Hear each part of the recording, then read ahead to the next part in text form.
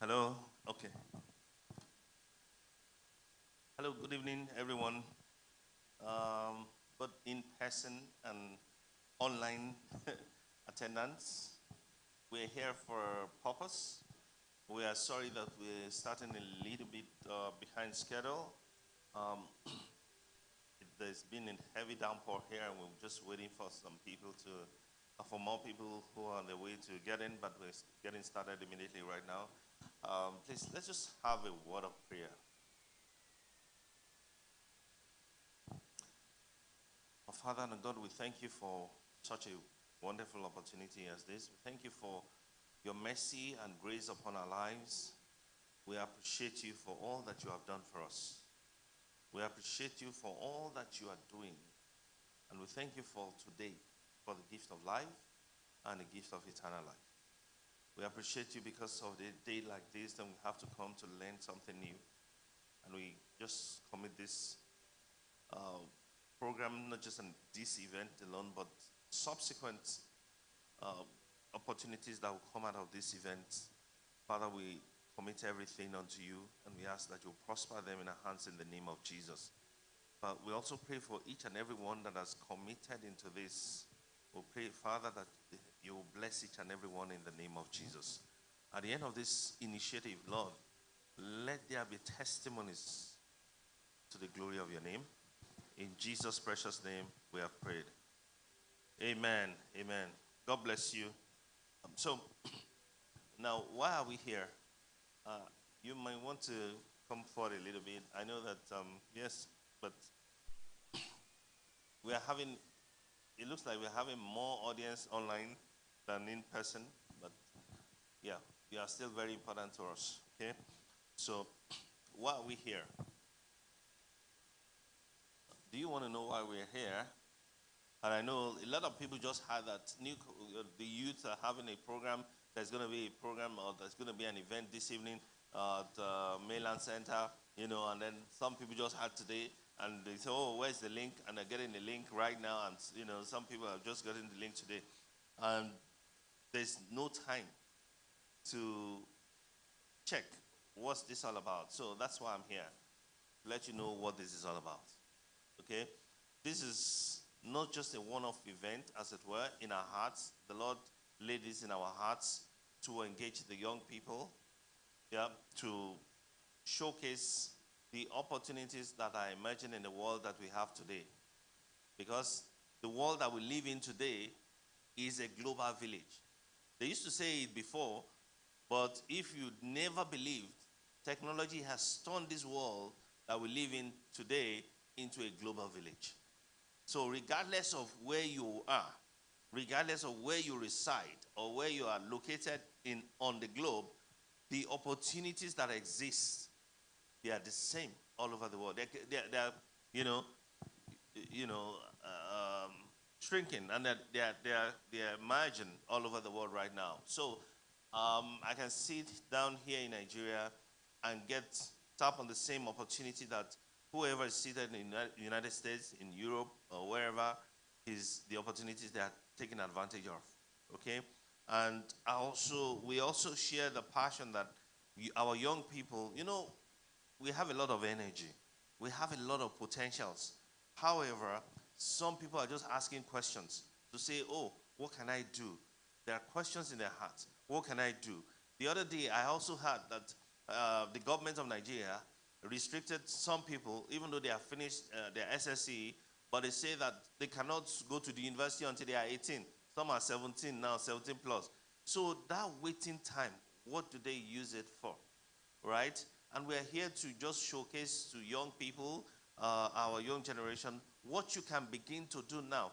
I mean, our pastors are preaching. We know that we have enough, enough Bible verses, enough Bible teachings that we have listened to. But now we want to use whatever we want to learn, what we can begin to do right now to change the narrative, and in a short period of time. Now, we're not talking about get rich quick scheme right here. I know some people just, oh, I want to hammer. No, that's not what we're talking about here. I hope we understand. We're not talking about how you can hammer, just dupe somebody and get hammer. No, that's not what we're talking about. God has helped us. God has given us a brain. And then when we are Christians, we also have an addition, because the Bible says we have the Spirit of Christ in us. So we have an advantage. And if the unbelievers are taking advantage of all these opportunities, why can't I as a believer? You understand? That's why regardless of where I stay, regardless of my background, okay, I came from a humble background. Some people are living in Lekki, some people are living in Ajegunle. It doesn't matter, right? Right from where I am right now, how can I begin a journey to begin to turn around the narratives of my life?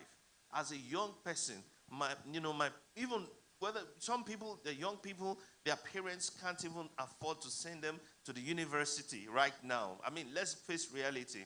However, there are opportunities that you can begin to, invest your time in right now, and then you can see that in the next 6 months, 12 months, 18 months, you can see a paradigm shift in your situation and everything around you. Do you understand? That's why we're here. So that young people are not just sitting idle in the church. We're just sending them on errands. No, that's not true. As a young person, as a young man, today, the young people have taken over the world. I hope you know, right? So that's why we want to, I believe that strongly that the Lord has put this in our hearts to let the young people see what they can begin to do right now. Do you understand? And with minimal investment of dollar and or naira. Do you understand? And then you can rest assured looking at people's lives changing around you that have taken advantage of those opportunities, and then there's hope that if I do the same, then I can get the same result. Does that make sense? One of our pastors used to say that success has tracks, okay? Success has tracks. So if somebody did something and you do the same thing the way he did it, right? If that person that did it first time succeeded and you do the same thing, there's a great probability that you're also going to succeed. Does it make sense? And that's why we're here today. So I'm going to call on, there are 3 of us that are going to be facilitating this together. We have Brother Deriola Oloruntoye. We have Brother Dami, and then my humble self. Okay? Brother Dami Olariwaju and my humble self. So I'm going to call on the first speaker, Brother Aderiola Oloruntoye. He's going to be speaking of he's going to be speaking on opportunities in digital corporate solutions and business AI. Brother Darian, over to you.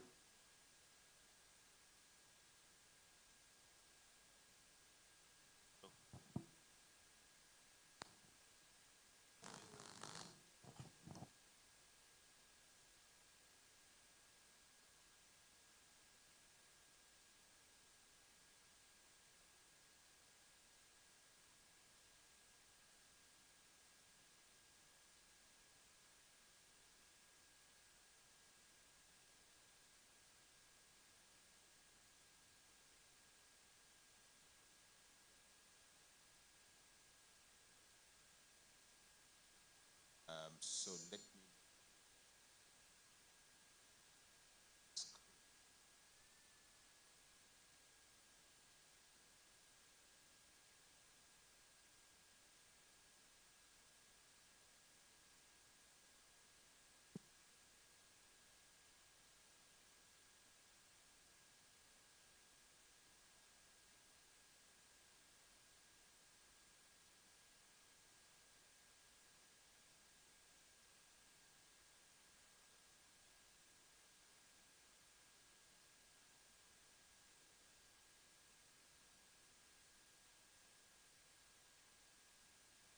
Right to share my screen, please.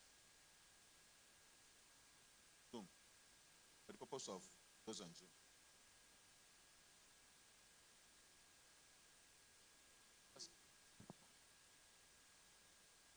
Make me co-host, I can share my screen.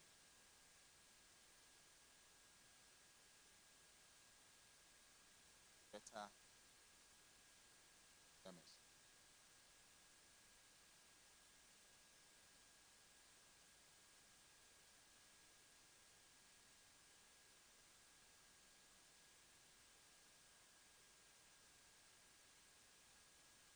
Make me co-host. Make me co-host. Or under share, you can click multiple sharing options. That'll be true.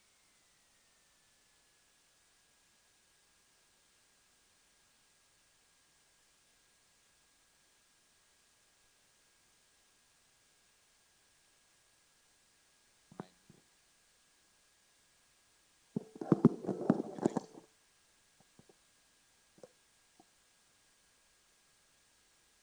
So I believe you can see my screen now.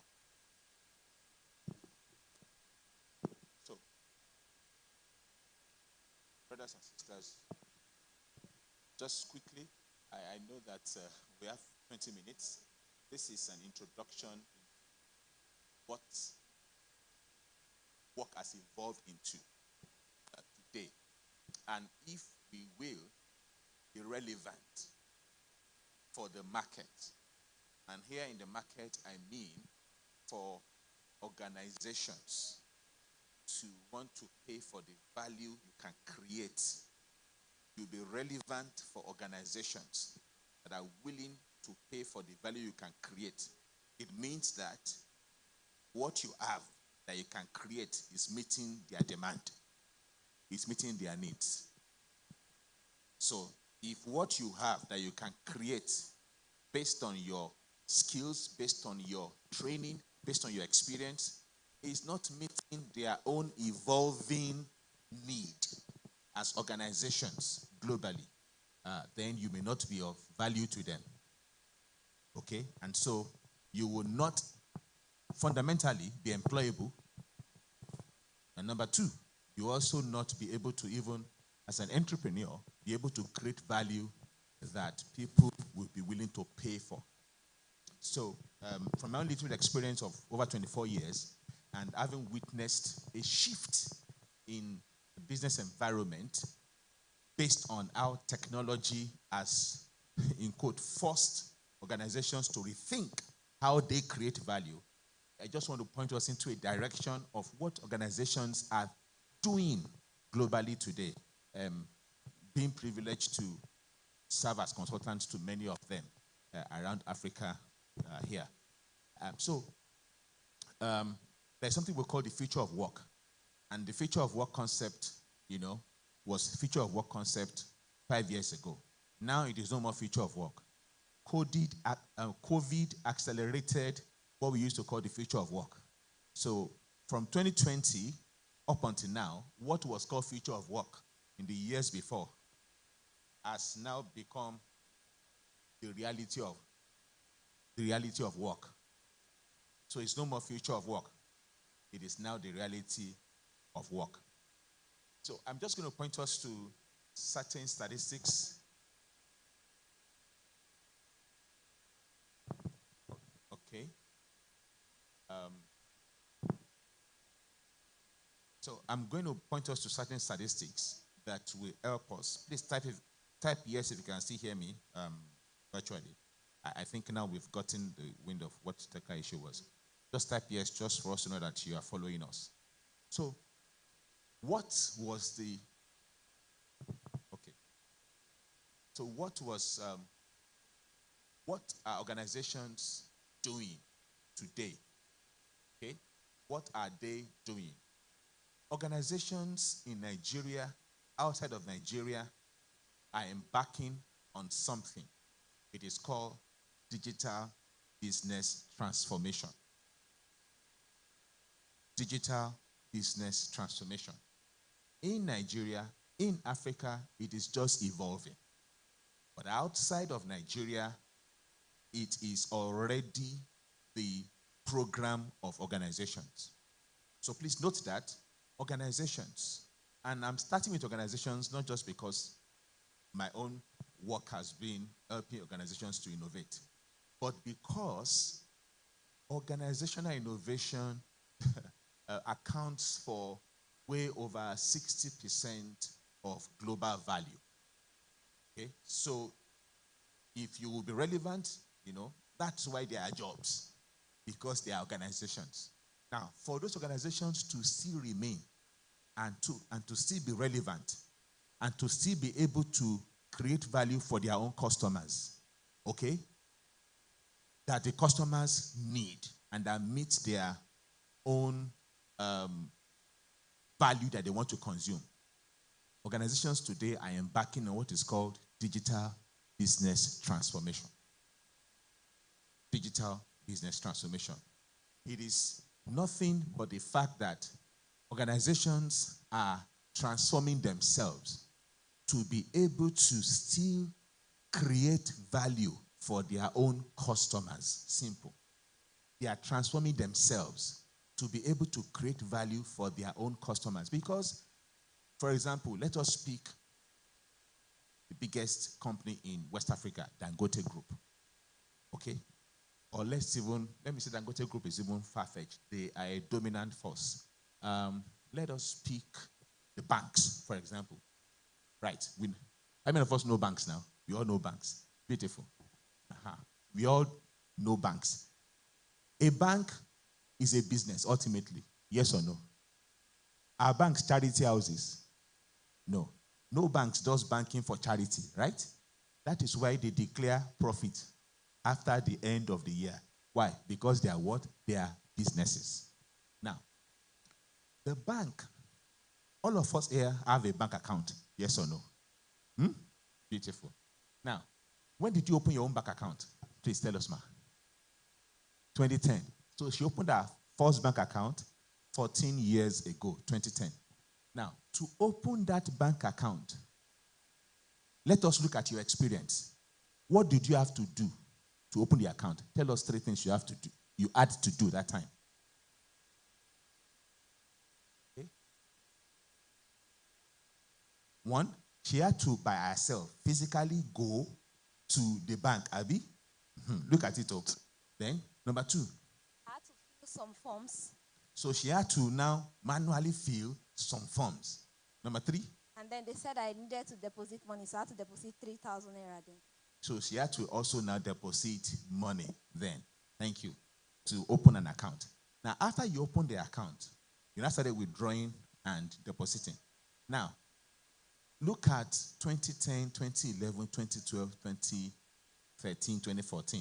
How were you doing transactions with the bank? Putting money, there, getting money from the bank, using the money to pay the people you want to pay, or using that money to buy what you want to buy. How were you doing it 10 years ago, 2014? I needed to go to the bank physically, fill a withdrawal slip, and then collect the money. If the person I'm going to pay the money to is from another bank, I needed to pay transport to that bank, collect the person's account number, go stand on the queue again, fill the person's detail, and then pay by the... So, see our experience, okay?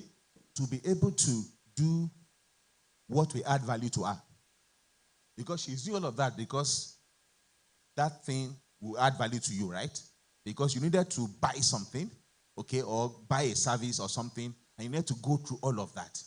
Now, assuming your bank, don't mention the name so that they won't come and arrest us. Let's call your bank Bank A, okay? So, Bank A was giving you that experience. Now, who opened an account this year with the bank? Here. Or let's say last year. We're trying to bring it home because sometimes these words can look so big. Digital business transformation, what is it, So who opened an account just this year or last year? Thank you very much, sir. Good. So look at our experience in opening the account. Number 2, in now getting an experience that will add value to our using the account. Let's match the two together. Sir, how did you open the account? Well, it was with a microfinance bank. Okay. And all I needed was my phone number. Now, did you hear? All he needed to do to open an account, not even with a big bank, microfinance bank, was what? With his phone number. How did you now open? So you download the app. You didn't go to fill a form. No, you download the app on your app store. He downloaded an app to open an account. Okay. And then you are required to follow some prompts on your user interface. Okay. So you provide your phone number. Once they verify your phone number, in fact, with that alone, the account is already opened. Then they now ask you to do some additional verification. So you take a selfie. You upload your selfie. Wow. And you type in some other details as well. You provide, I think, you're supposed to provide some kind of ID. So usually you provide your national identity number. Okay. And once you do that with the address, within hours or thereabout, they verify and upgrade your limits. So to open an account, that was all we did within a few hours. Now, to now begin to run the account, to get money to pay for a service that you wanted to pay for or that you need to pay for. See our experience in 2014. What's your own experience now? Well, so I have been team cashless for as long as I can be. So I had no interaction with cash. I do not go to any bank whatsoever today for any physical transaction. The microfinance bank, in fact, there are 2 of them. One of them, I'm not even sure, has a physical branch. Wow. I gave away the name of the service just now. I don't want to, be specific. But I'm not even sure they have a physical branch. So the other one, I'm pretty sure that they have branches, yes. But everything can be done online, even loans, without visiting anywhere or even anything. To collect loan. Yes, they'll give you a loan. You will not fill paper. No. Okay. On those same principles as well, they'll give you a loan if you ask for it. Well, depending on the amount and the limit, of course. And they'll, you'll get a loan if you want to. So, thank you very much, sir. Now, let me ask you a question. Assuming Bank A versus Bank B, assuming Bank A still remains the way they were offering our service in 2014, 10 years ago, to open and to run the account. Assuming that's the same way they are doing it today, okay? Versus Bank B, the way they allow him to open an account and the way he runs the account. He doesn't have to go to the branch or to do anything. You as a customer, as a new customer, which bank will you want to bank with? Which bank? Bank B. Now, so Bank B is an innovative bank. Obviously, they were born that way. And so we call them digital disruptors, okay? But for Bank A, that has been operating for 100 years, okay, that she opened an account with. For Bank A to catch up and create the kind of experience that Bank B is giving our dear brother, Bank A needs to do something. But for Bank B, they are born digitally. They are giving you experience that is making your life easy without stress. But Bank A that had invested in certain facilities and were offering experience in a particular way, for them to meet up with Bank B that was born digitally, what do they have to do? They have to do what is called digital business transformation, so that they can meet up with Bank B and be offering the kind of experience that Bank B is experiencing. That is just banking. Consider many other kind of organizations in manufacturing, in retail. Consider many other organizations. Organizations today have to transform their business digitally to be able to create value for their customers the way the customers want to consume the value, not the way they think they should be consuming the value. Not the way the company thinks the customer should be consuming the value, but the way the customer wants to be consuming the value. Okay? So businesses globally are undergoing digital business transformation. The ones who have been in existence before. But the ones that are new, the ones that are coming up now, they even need to go in transformation. They just they give back to themselves by offering digital experience as a way to create value. So the question will now be, the people who have been working in Bank A in 2014, will Bank A require the kind of processes that they use to service customer to become like Bank B? Would they use the same kind of processes? No. The process has changed. The process is now what? Digital. The process is no more queuing, Abby, on the queue and customer service, you giving paper. The process has changed. Businesses depend on processes, okay? Now, every process that a business runs, who manages the process? People. Thank you. People are the ones that help businesses to manage their processes. So if the process of a company needs to change for them to create value for customers, it means that what? The skills. Now, what do people employ or what do people use to run a process? They use skills. Can be accounting skills, can be customer service skills, can be sales skills. There are different kinds of skills that companies use that people have to, bring to run a process for an organization. That's why when companies are recruiting, they ask you for your skills, they ask you for your background. Why? Because you'll be managing a process for them. Now, the question is, if the skills to run process A, in that way that is giving stress to my sister, if that skill is not the same skill that will be required to run process B for Bank B, then what should the person working in Bank A, that is using the skills to run a process A, what should the person do to be able to what? Be employable for Bank B and those who are changing to Bank B? What should the person do?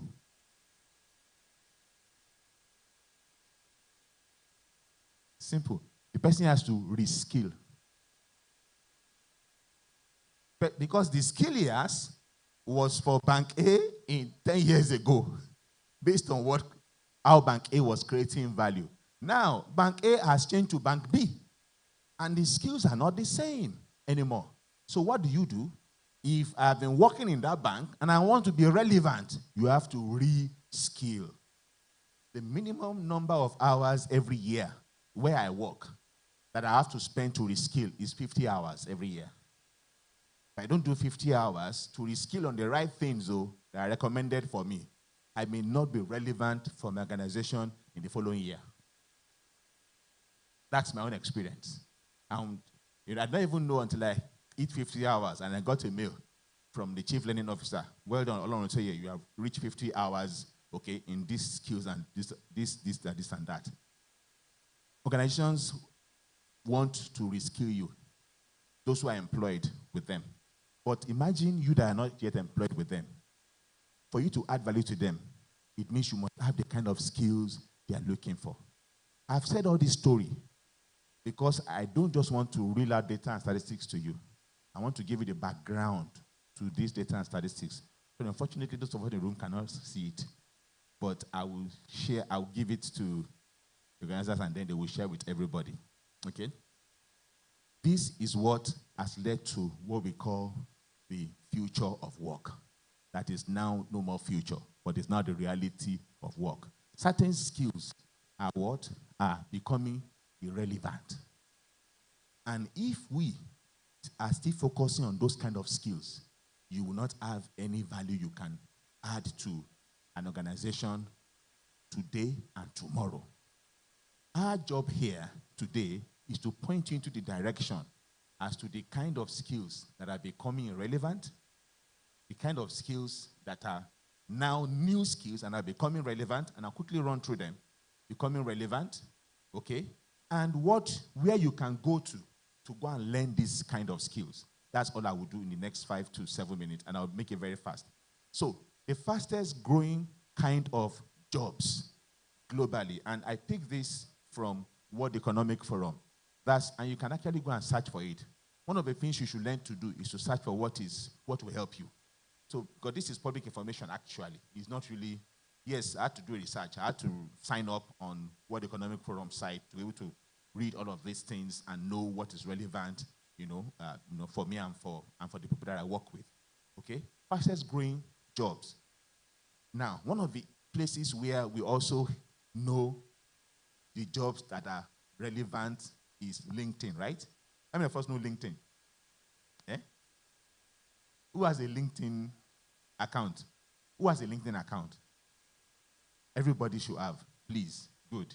So, based on data analysis, LinkedIn, and this is 2018 to 2022, the fastest growing kind of job postings, analysis for over 4 years.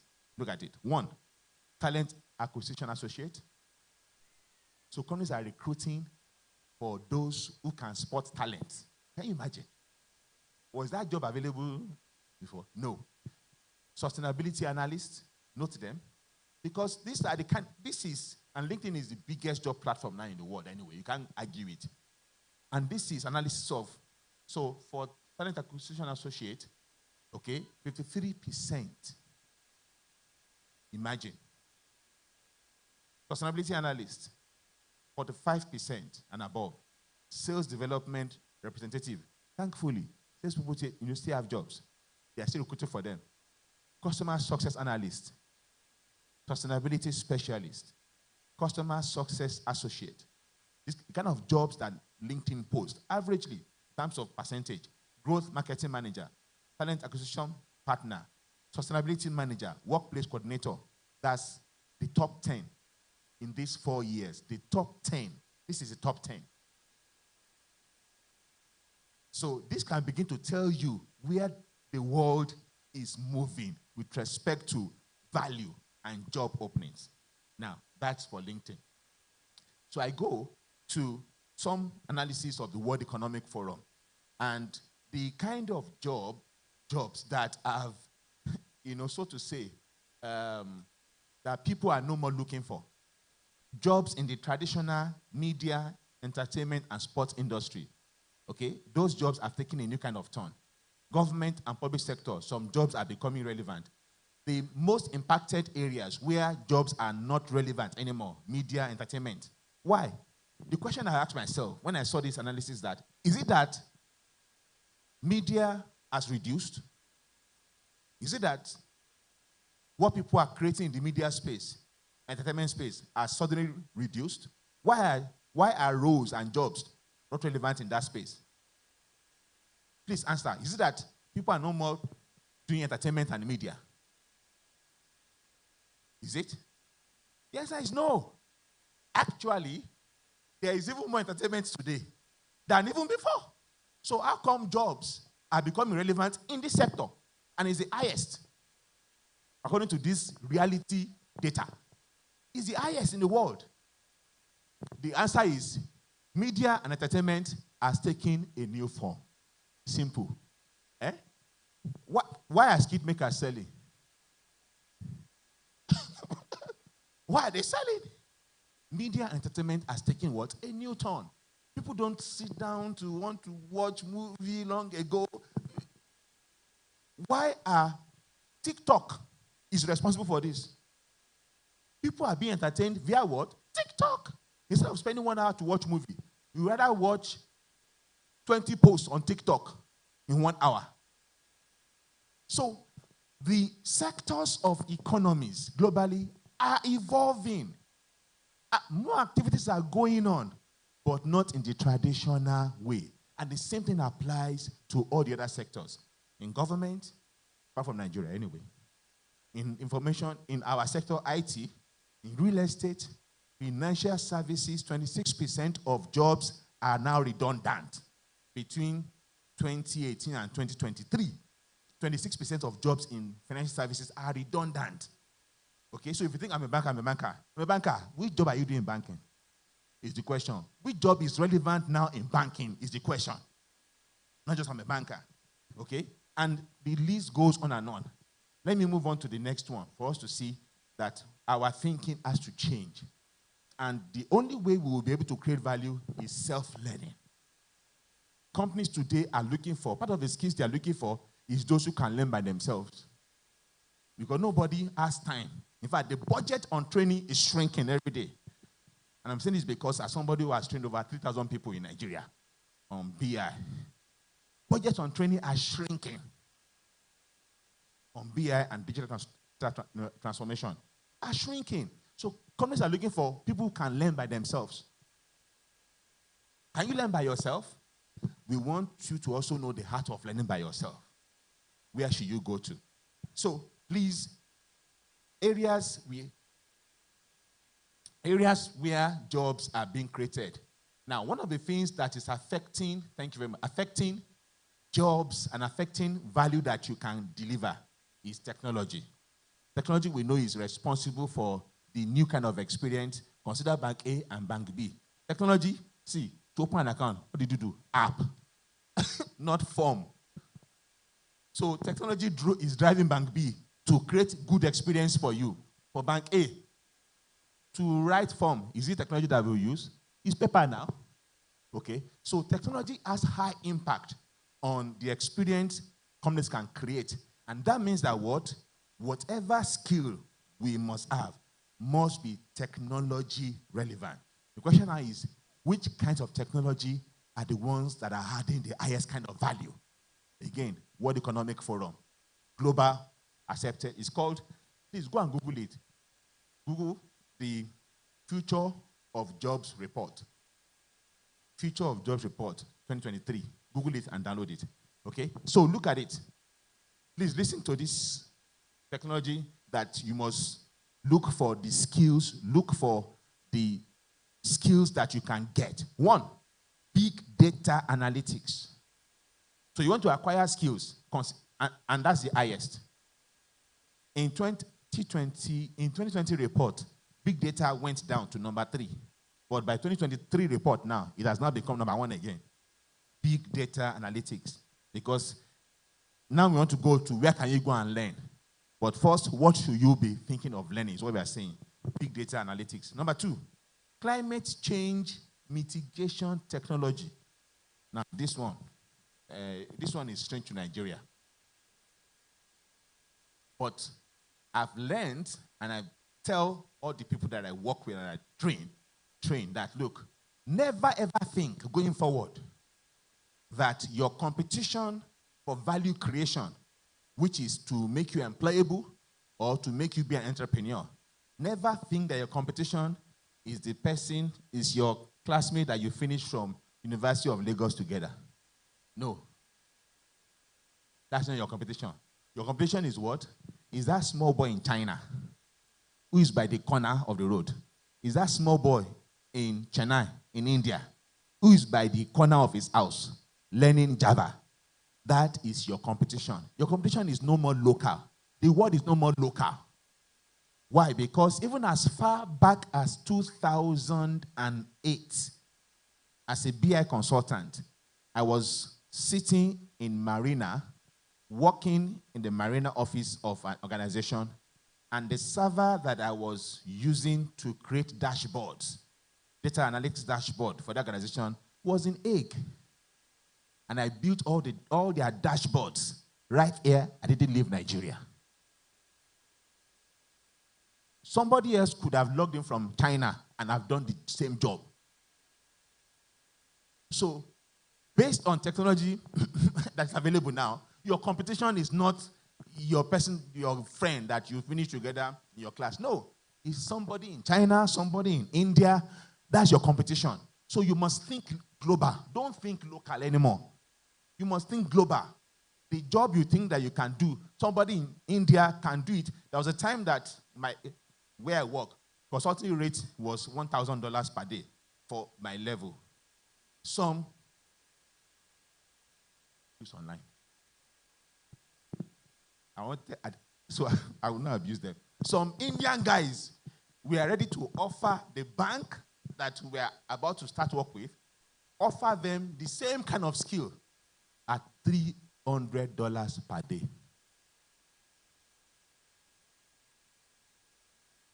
And the company was charging on my head $1,000 per day.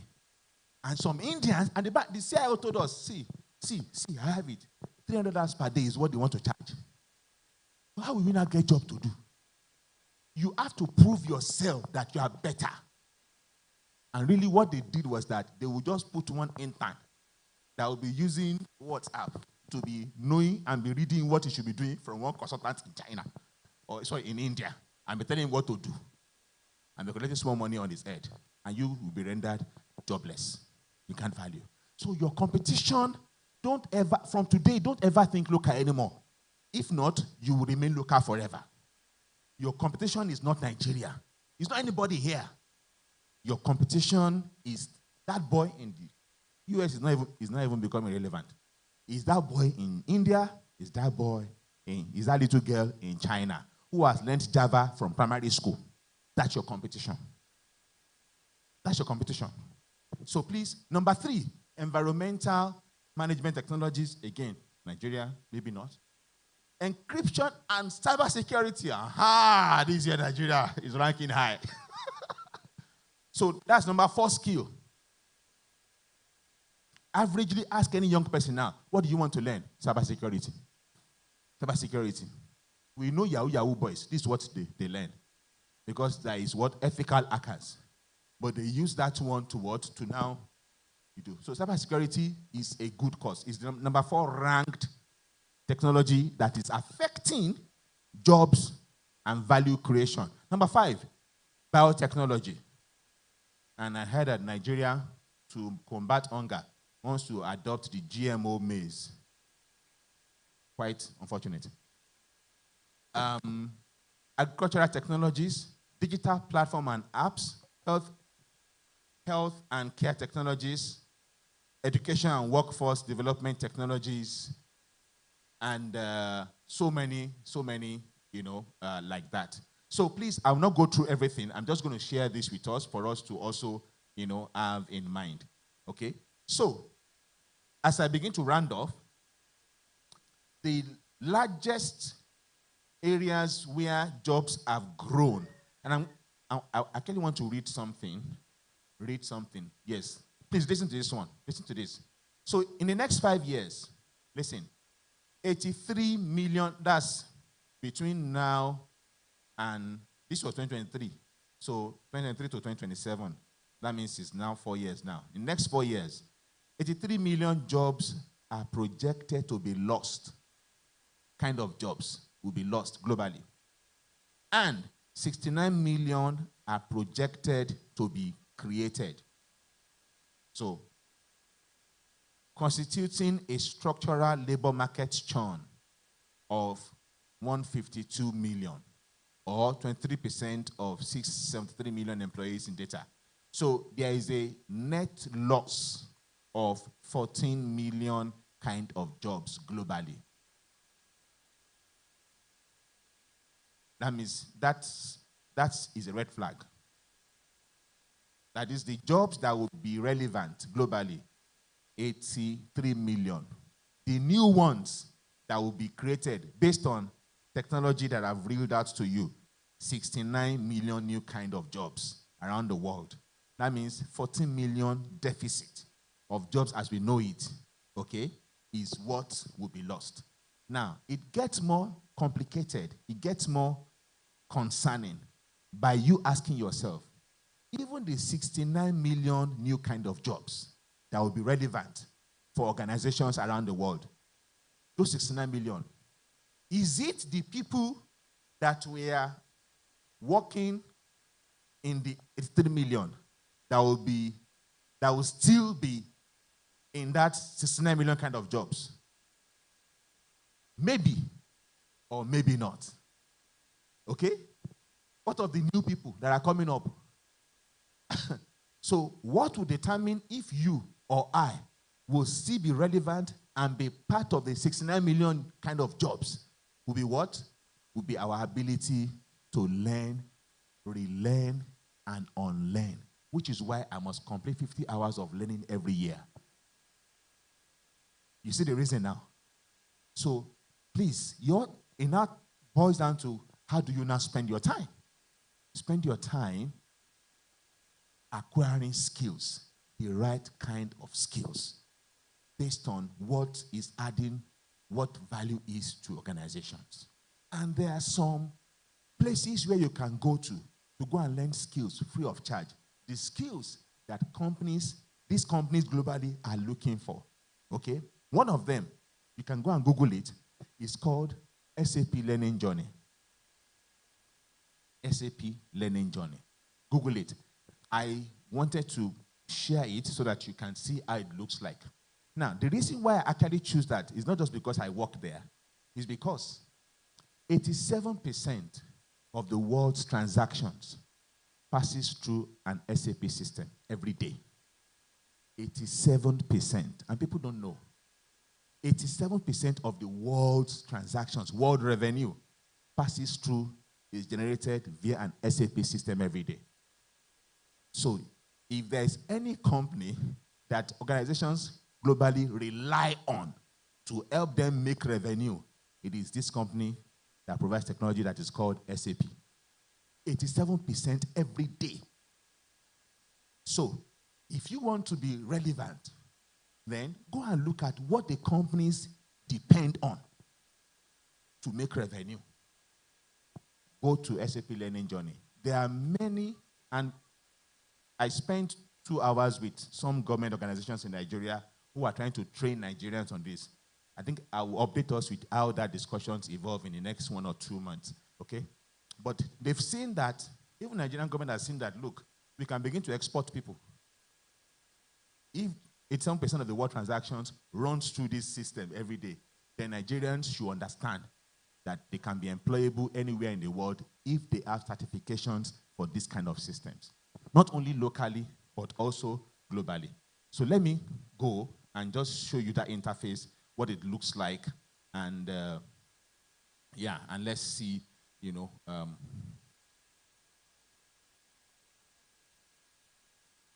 So apart from, yeah, so I'm projecting it, okay. I'm projecting it now. So SAP Learning Journey, go and look for, there are the free ones, there are the ones you have to pay for. There is one that will introduce you to certain user level skills, okay? That's to be able to use. To be able to use. Now, there's also the training that will expose you to consultant level certification. Now, that is the one you should go for. Don't just be a user alone. Aim to become a consultant. The difference between a user is that somebody has configured the system and you can now what? Use it, right? A consultant does not only use. A consultant knows how to configure the system for other people's usage. He can configure the system for the purpose of what? Of manufacturing. He can configure the system for the purpose of oil and gas production. You can configure the system for the purpose of analytics. Why you just come and be using analytics and be doing your charts and everything with AI on it.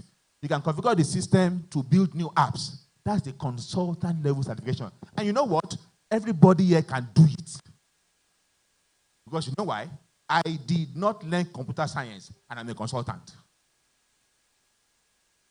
So if I can do it, everybody here can do it. You can become a consultant. My first degree was mechanical engineering. Not computer science. So all of you can become consultants. It will take your time. But invest in it, you will not regret it. Because then you become a global candidate. Then you can compete shoulder to shoulder with that small boy in China by the corner. Or that boy in India, in China by the corner. Who are consultants to companies around the world from their house. That is the way the world runs today. And you don't have to even live where you are at all. So please learn it. And of course, there is also the developer level kind of training. That's for those that want to do coding. But even coding job is becoming rather extinct. You know why? Because now, also here in this platform, you can learn what is called low code and no code applications. So part of the skills of developers now, AI does it for you. AI can help you write codes for an application that you want to automate, for a process. We help you write code. So the applications that are called low code and no code applications. AI will take over the job and help you write. Just be creative, which is why creative thinking is one of the topmost skills that people are looking for. Creatives. Once you can create the coding, don't worry, AI will help us do it. Okay? These are the skills you should know. If you want to, where should you learn it? It's just one of the areas. There are other areas, but I can tell you this one because 87% of the world transactions every day run via this kind of system. Lastly, as I was thinking, Job chapter 8, verse 7 was the word the Lord gave me for us. Job chapter 8, verse 7, and I'm just going to pray for us to round off this session. Job 8, 7. Please permit me to just share it, project it, and share it. Job 8, 7. And I'm just going to read. It says, though your beginning was small, yet your latter end would increase abundantly. Please say it for yourself. Though my beginning was small, my latter end would increase abundantly. People online, please say it. Though my beginning was small, my latter end will increase abundantly. This will be your testimony in the name of Jesus Christ. God bless you.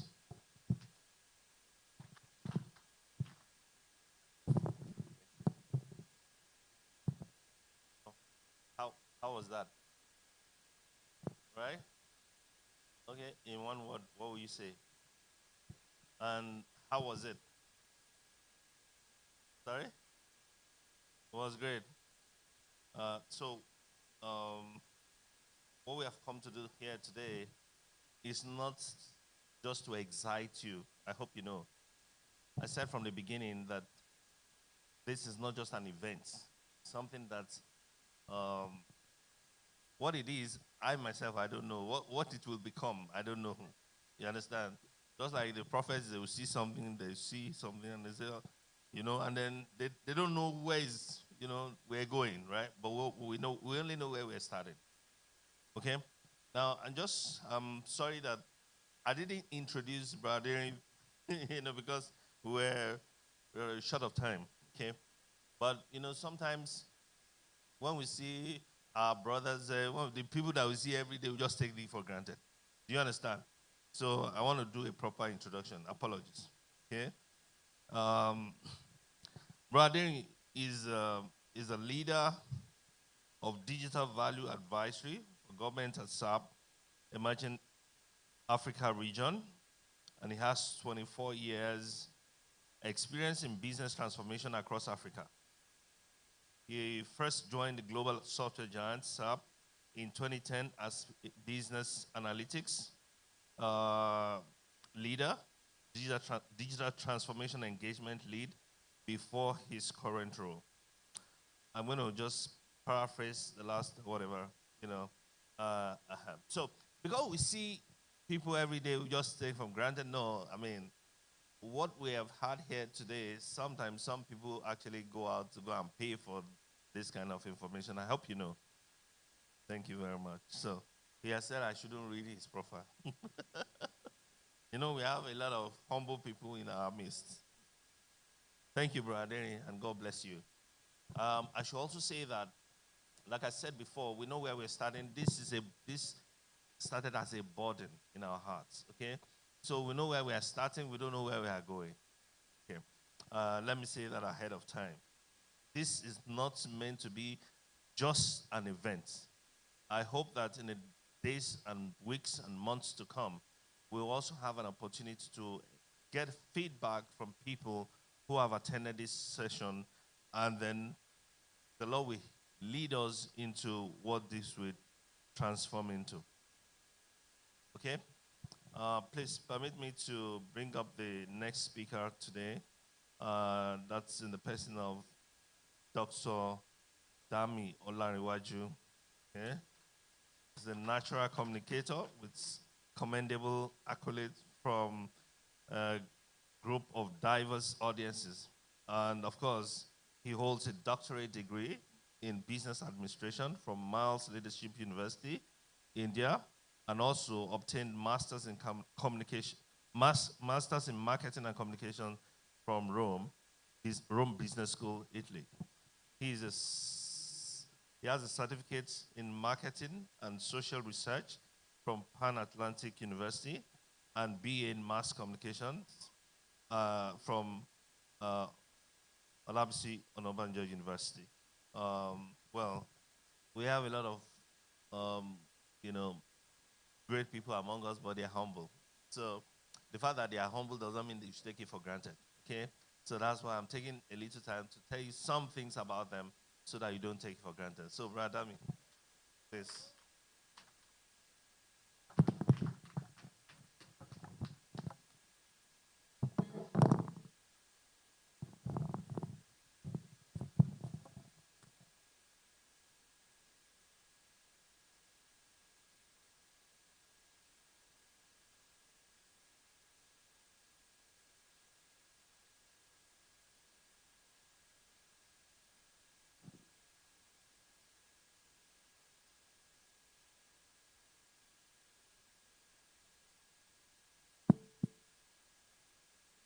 Okay, thank you. Good evening, everyone. This mountain that I'm climbing. Okay, so it's great to be here, and I'll just quickly want to take advantage of the few moments we have just to, So I don't know, you guys on this side, please, can you help me? Can you move to this side? So it's going to be very easy for me to really focus between these two seats. It's a bit skewed. No, you guys can stay. Just everybody there, please let me just move here. You can now spread to the back, but my range is easy for me. You get what I mean? Thank you. So I'll just go straight to what I have, which is talking about emerging opportunities. But I will go in the other direction that Brother went, which is I'll focus more from the entrepreneurship standpoint. So because we reckon that we have some people that are career people, right? So we also have people that are entrepreneurs.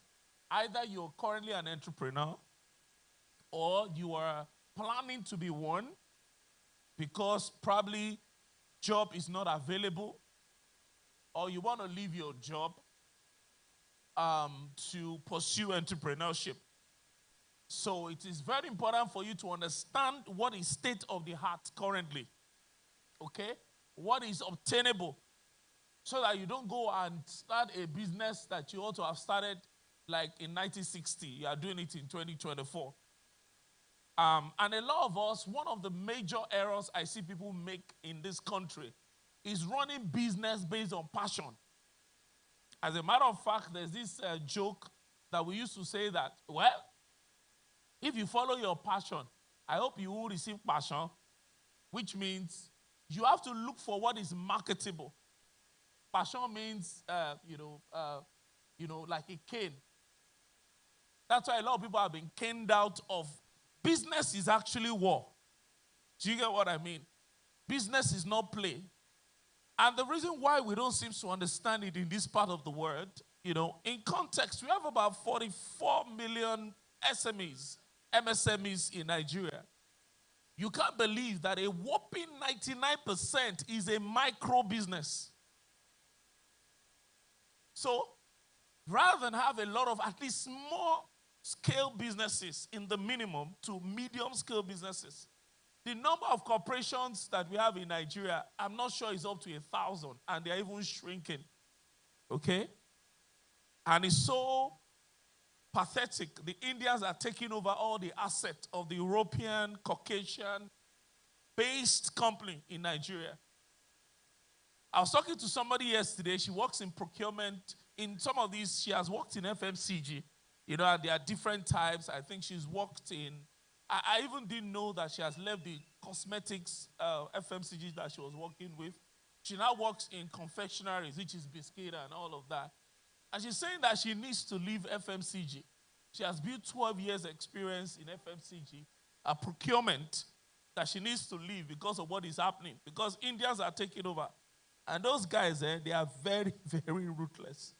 You get what I mean? So, but for me, it's actually very instructive to know that in spite of what is going on, that people are running away, Indians are taking over. Which I think I will now dovetail into my first opportunities that I've seen. But I think I still need to establish one or two things before I go to that. Some of the opportunities I want us to share with you based on my own observation, okay, and based on what I think will make sense, okay. At the end of the day, you still have to look at your context. You have to look at your experiences. You have to look at your competencies. But there are some things I've zoned into practically that if you take today and work on it and you're consistent with it, in about 365 days, literally, you can have results. That's what I want to talk about now. If you know me, one of the things that I've imbibed lately is to be a communicator. What does a communicator do? It takes complex things and make it very simple. My past life, I used to be a professor. In fact, every place that I worked, they call me professor. You know, of course, now maybe my beard is giving me away. Before, I used to do a clean shave with my geeky glasses and very cerebral, try to make things complex. Again, part of my background is consulting. You know, as a consultant, right? At times you need to make things a bit complex so that at least you can justify your money. But lately, I've made up my mind. I've repented. I just want to say simple things. And for some people that I even have close relationship with, I will not complicate things for you. Once they tell you and you are not ready to do it, then it's good for you at the end of the day. So I hope that we will not just be here or be online, you know, never learning, never coming to the knowledge of the truth. Because that's what I realized is going on with our youth, a couple of them. It's quite embarrassing. I feel scared to even come down of my car. Like today, I just wanted to buy pizza. That you see people just begging. I'm even scared. I'm even wondering the people that actually are not mobile. Because when I go out of my car, I feel exposed. You are even not sure that if the person would not even attack you. Subsequently, if they are saying, please, then, you know. So times are hard. Times are going to get harder. What bank told you 15 years before you start seeing? So one of the things you need to do, like I tell people, and I've seen this in last year, and God has really helped me in that area, is to protect your personal economy. At the end of the day, there are things you can't control. You can't control buying fuel. My fuel bill now has gone to 80K to 100K per week. That's 400. So even if I was earning 1 million, it means I will use 40% of my salary to buy fuel. So what do I have control over? I must consistently increase my capacity to earn. There are two things you can focus on, and I advise people, as much as possible, okay, cut your costs where you can, but the real deal is how do I improve my capacity to earn, which as a career person, he has been able to help. You see, the reason why people are staying mediocre stuff, why people are not advancing is because people are lazy. An average human being is average, and they want to remain average. In this country, I have friends. One of my friends, a BI guy for one of these payment, whatever. His take home currently is 4 million, and he doesn't leave his house in Bagada. In fact, he's just getting bloated he has to just find a way of going out. He has been like that since 3 years ago. At some point, he was running 2 jobs with MTN and the other company. Now he has this company. He stays literally, his desk is around his dining. That's the reality of a lot of people. And a lot of them walk behind you, beside you casually in supermarket, where you are sweating, you're coming back from work, which is not bad, I'm just saying. But a lot of people don't even leave their desk because they build the competence and the capacity to serve companies globally. And that's why what he said is very apt. You need to think local, but more importantly, global. And trust me, even in career, there are loads of opportunity in this country. There are times when we can't even fill roles. I do recruitment with Pastor Ayala a couple of times. Like we're doing one recruitment now. We're struggling to find CVs for something that has a net pay of 12 million. Yet you have people dwelling in 200, 300K. They are not ready to build capacity, to blow up and get themselves out of that. If you want to see results, you have to be intentional about life. And you have to be able to do the work. So we need to wake up. Particularly the youth, when you have potential. For some of you guys are not married. That's a big opportunity. And a lot of you are even rushing to get married. Misplaced priority. Because at times you don't tend to tell some of us, it looks like getting married now is a trophy that you must. You are 26, 27. Good for you. I'm not saying because I'm married at 26, going to 27. Looking at it, I say it every time when I have the opportunity. I love my wife to pieces, 13 years, fine. But looking at it, if I had my way, I shouldn't have gotten married when I would have achieved more because, when you are married, there's a lot of consideration. Before we could move away from Ibadan, my wife gave me, we can't move until you are earning then 300K. Which, by the way, now, if I hold 300K now, by 8 o'clock, it's gone. Literally. You get what I mean?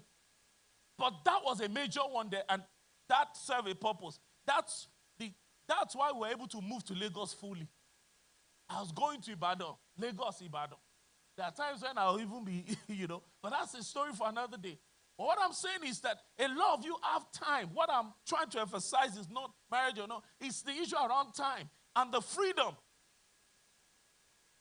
Like there's one thing now that is crazy, which is content creation. So if you have the freedom, you're able to do that more. In Nigeria, we only have 2 mainstream content creators when it comes to travel. There's this something I'm doing with one of my clients. It's a global client, but because they have restriction in Nigeria, we can't use any of the 2 mainstream guys. They reach out to one guy in Ghana, another travel vlogger. The guy was slow, and the guy couldn't use them. I had to reach out to my Kenya contact. When I sent somebody to them, they said the person is still small in terms of branding, that she's not that visible. What did they want to do? They're going to pay that person to go around different African countries. They're a crypto company. Just to be spending it, all expense paid. They're from hair to video to and he has to spend. Part of that concept is that the person has to spend, use their wallet, use cases and all of that. These other guys, I see them, they've gone to different places, bills paid for, so you're enjoying your life, you are creating content, you are making thousands of dollars. You don't have an idea of the types of dollars they're making. Very annoying, right? But very instructive. I needed to employ an influencer marketing for one of my clients. My client's budget is 1 million. There's one second-tier influencer that will reach out to. The guy is saying per video 1 million. So he's saying 4 million. So how much is the client even paying me as a digital marketing agency? I was really, really angry. And I'm not joking. It happened last week. I'm saying, so this woman even have the audacity to tell me to go and look for somebody that, our budget is 1 million, 1.2. So you want to pay 1. So if that's such a person earns 1 million, and you can literally earn it, what we're even saying is just 4 videos 4 videos per month. But they're saying, I need 1 video, says 1 million to post. So that's 4 million. 500, still static post. Graphics is 500. Brockby, you are listening, to whom it may concern. But it's not the client, but it's one of my clients. And I'm going to show you Shege very soon. But the bottom line is that content creation is major. I was still talking to a friend today. She's a psychiatrist. I said there's no mainstream psychiatric content person focused in Nigeria currently. There are wide gaps. Wide gaps. I play in that space, so I know all of these things.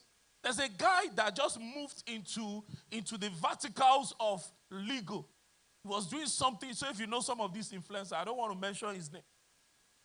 And he's doing well in that vertical. There's one that does, that one, again, it was attacked one time, where he will be doing big sugar daddy stuff. But that's an angle. And they are sticking to those angles. And they are making a lot of money.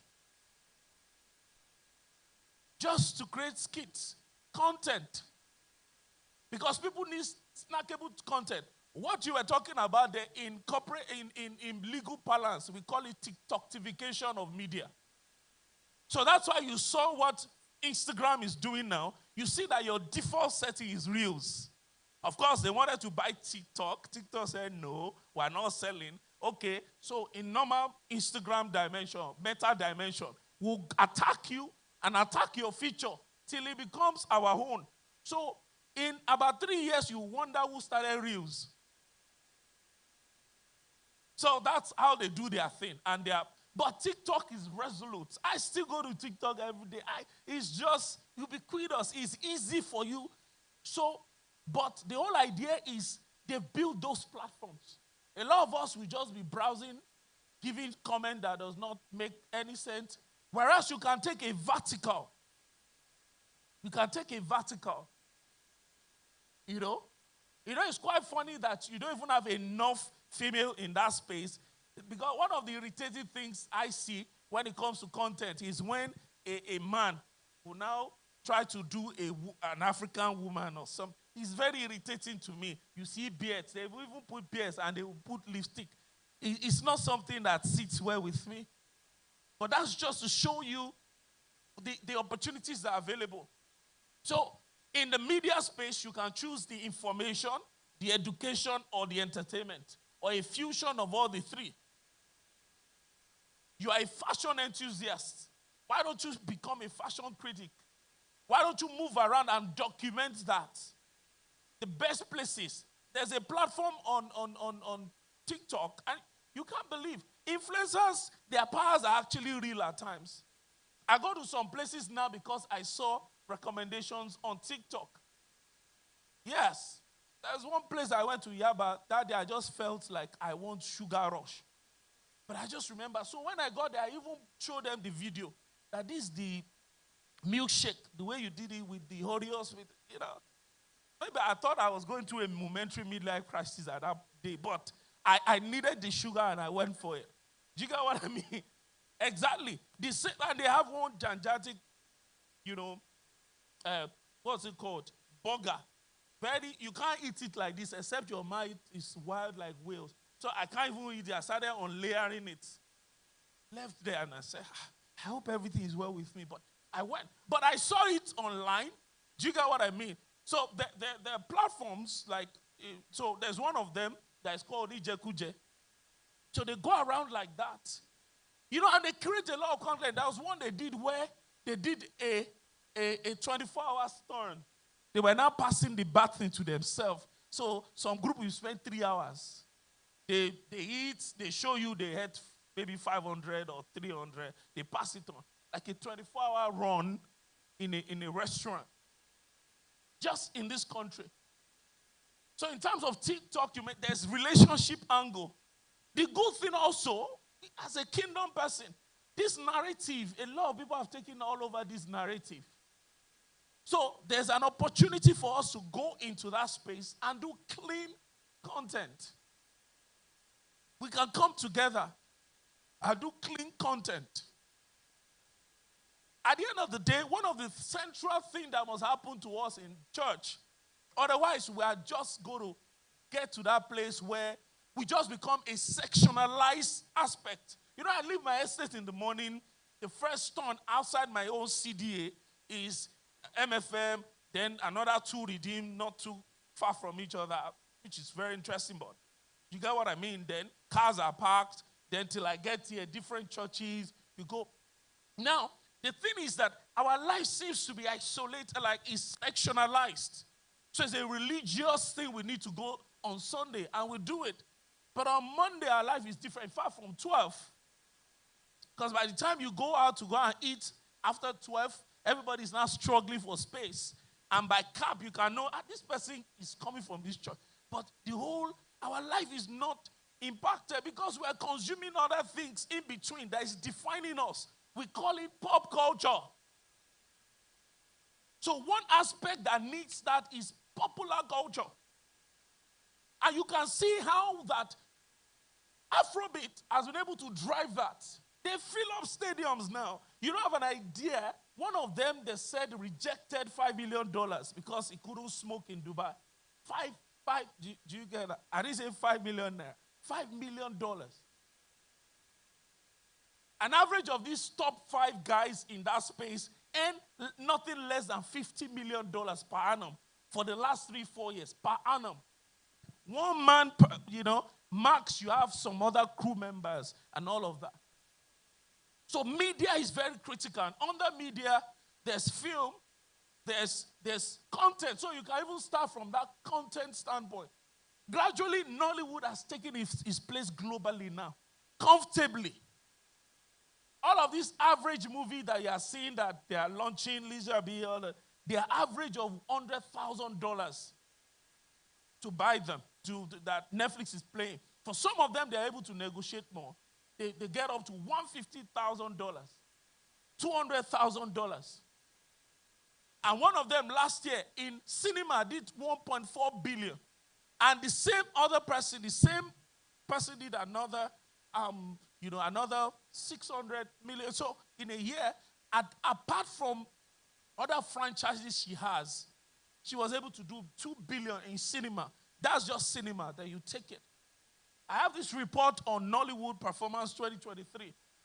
A lot of all the other people now, there's now another section because there are 2 dimensions to it. And I'll come back to that because some of you think that they are out of reach. To do a typical movie on YouTube, you can spend $3 million. And there are acts to it. Okay? So number 1, you just use 1 or 2 mainstream artists. Number 2, you play around shortlets.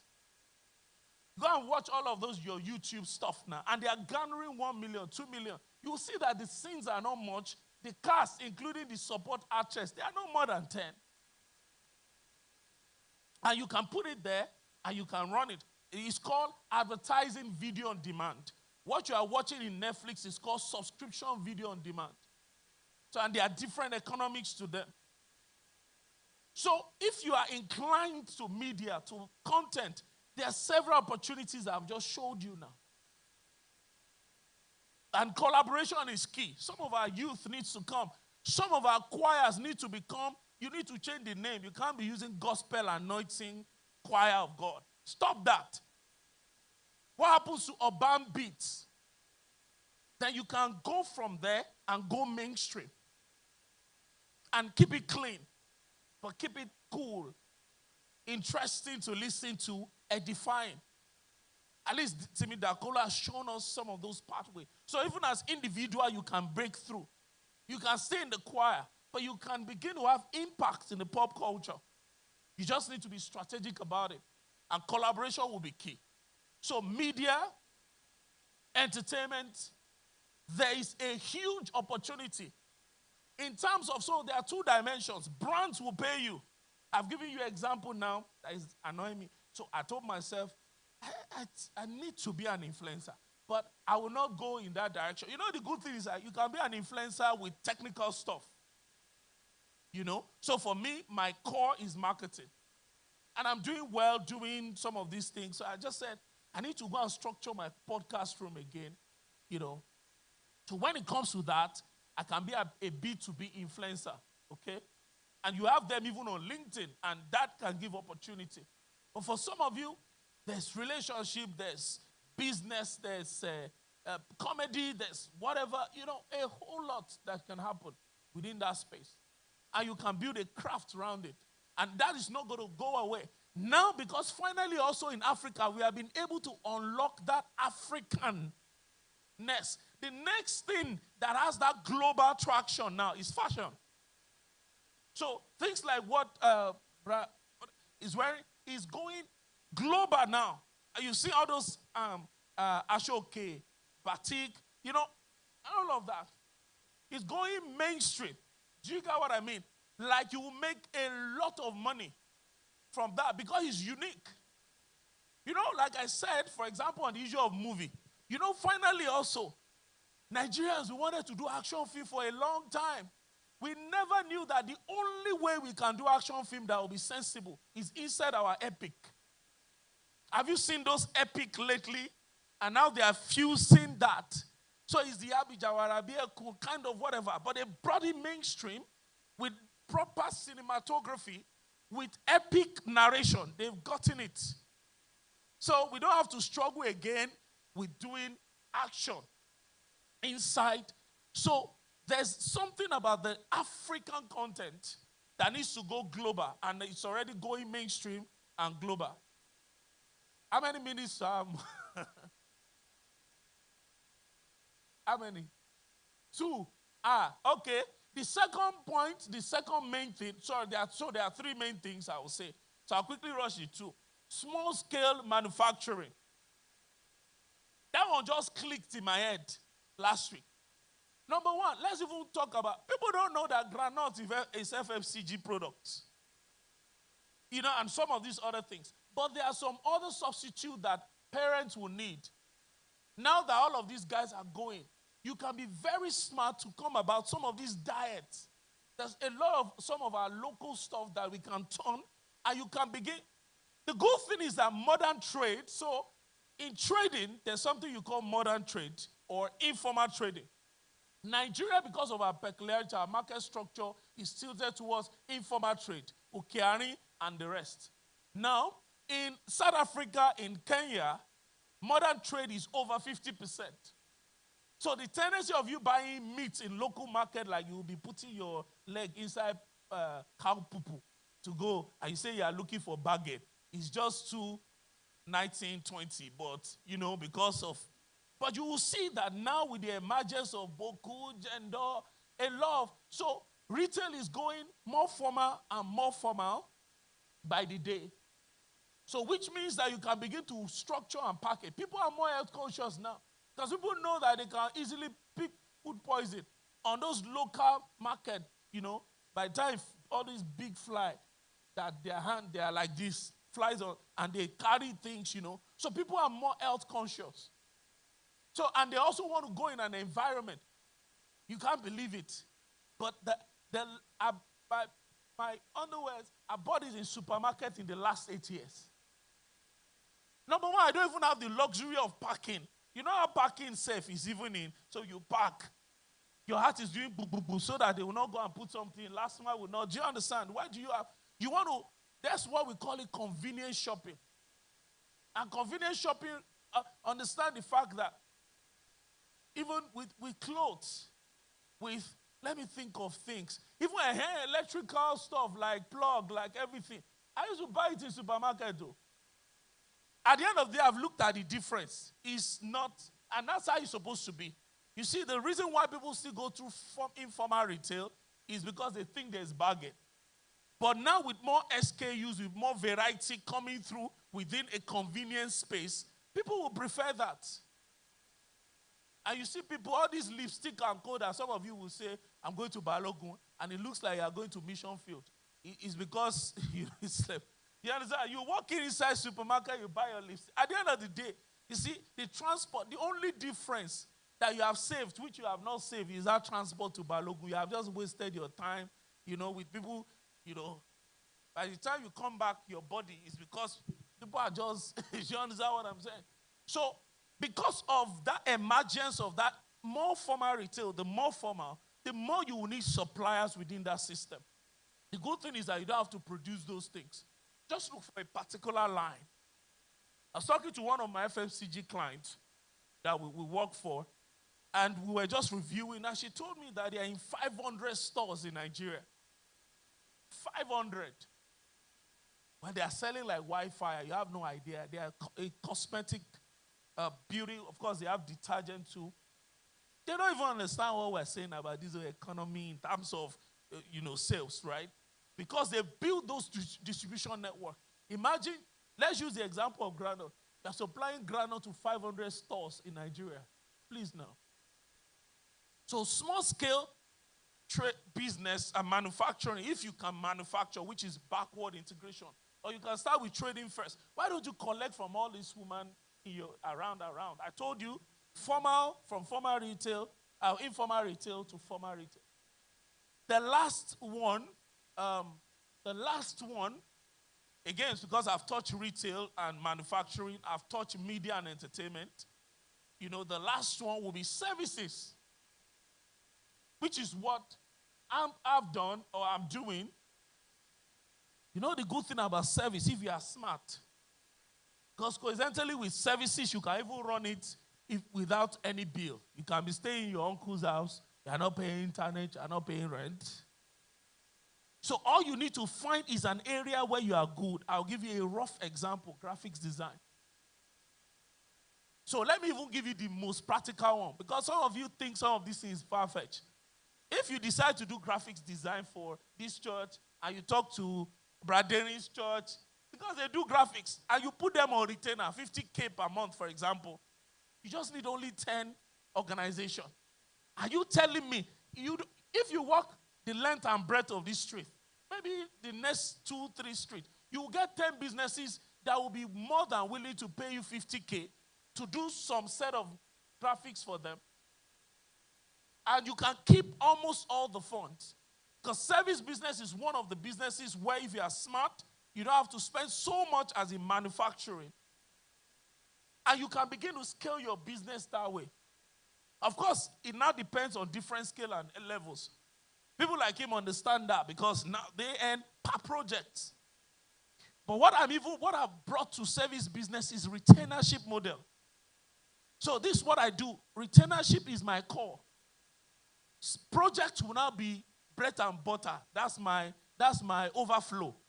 So I can take those chunk money if I'm able to get project. Because project money is good. It's a one-off. You can charge some millions, But I have retainership that once you aggregate it together, and the basis of my calculation in the business is retainer. And you can do it comfortably. So you can do your math based on different permutations. It could be 100K. So one of the things to do this is to dimension it as a baseline level. At the level you are, you should know your baseline. So if you're a young single person, blah, blah, blah, your baseline could be 500K. So you are working from 50K to 100K, now to 150K. And trust me, it's just about just talking to people organically. You don't even need any sophistication to get that done.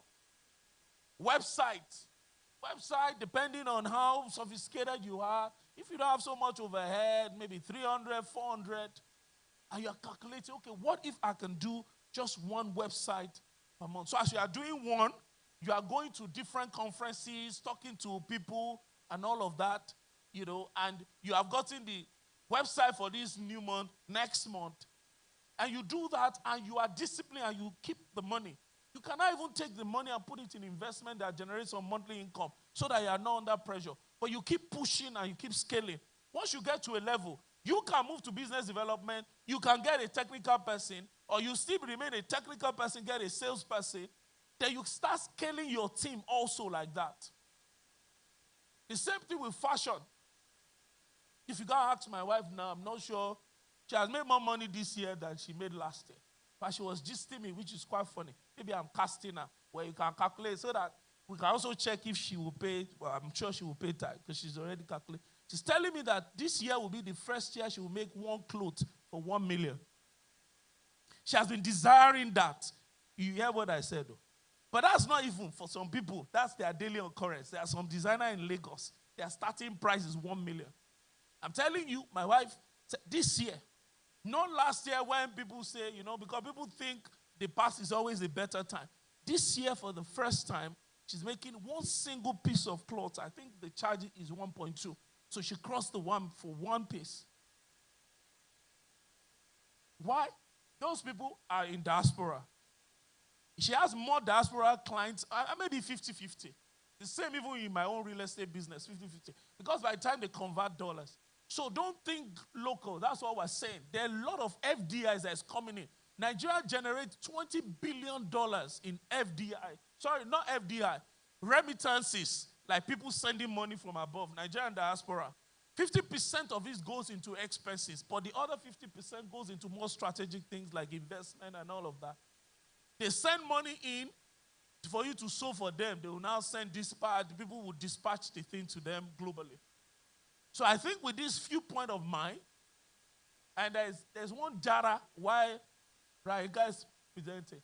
I really wanted to talk about it. I did a video on that like 2 years ago. One of the emerging work, 2022-2030, therapy and counseling and coaching.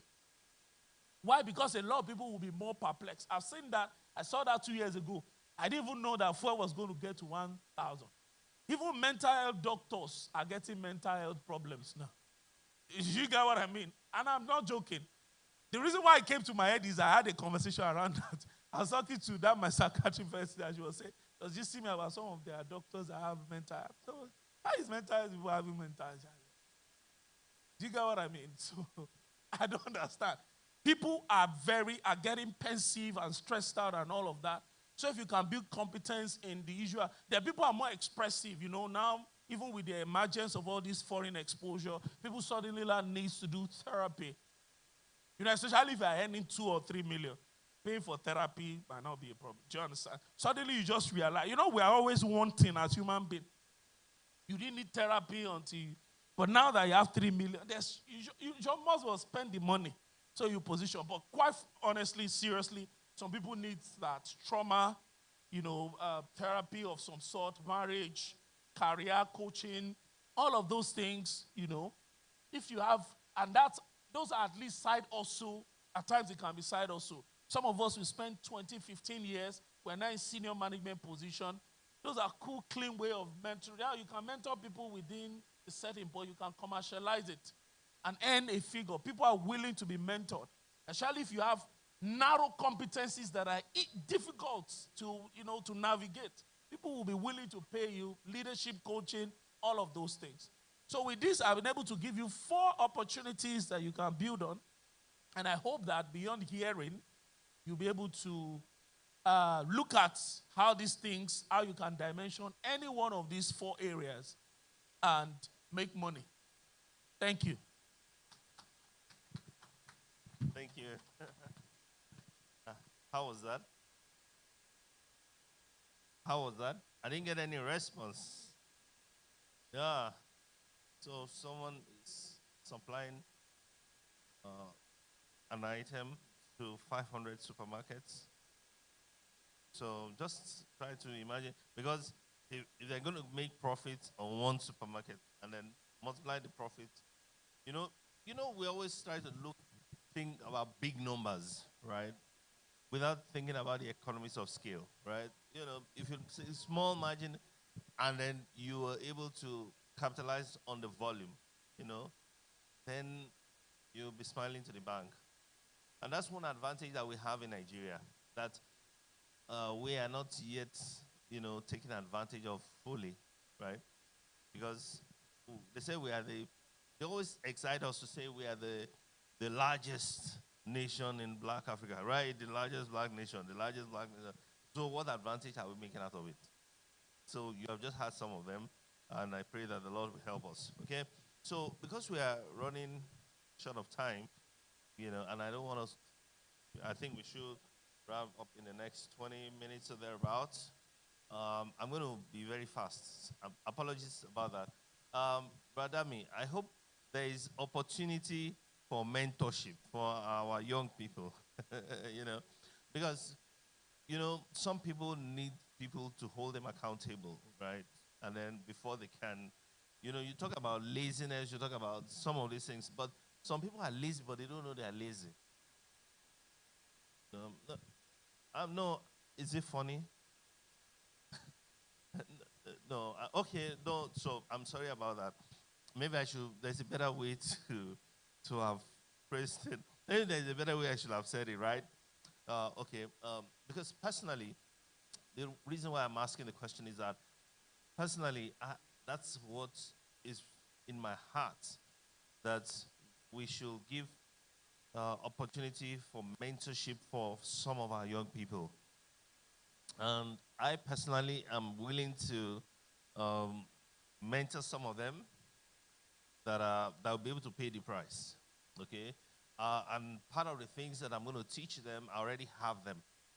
During the COVID era, in the place where I live, and the country where I live, there was a burden in my heart. So I did a book, is it book readers or whatever? So the first book that we read was by Rick Warren, Purpose Driven Life. Okay? And that book was written not for you to just read like that. It was written to be read chapter by chapter, one chapter per day. So I actually bought the books and mailed it. Some people were living out of my province. I mailed it to them. And then we were reading that book together for 40 days. And some of them confessed that they even had the book before, but they never read it. So I'm willing to, take some of the young people, help them, some of the youth, and realize that you can actually do much more than you are doing. And part of the things that I would like to help them to eliminate is noise, right? And I help them to do on focus, and I have a lot of things that I want to, and of course the mindset. I started a business recently. That's a discussion for another day, and I see myself sitting alongside with some people that I never thought I would see that with, right?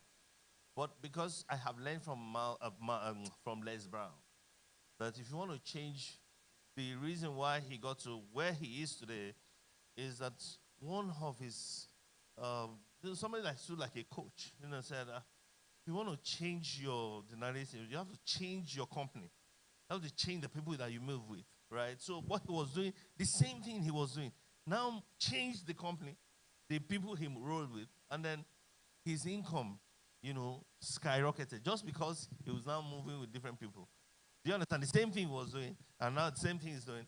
And, so, and of course, our society, there's a lot of wastage, So, as many young people that will be interested and be ready to pay the price, I believe that there will be room for mentorship. So, are we ready?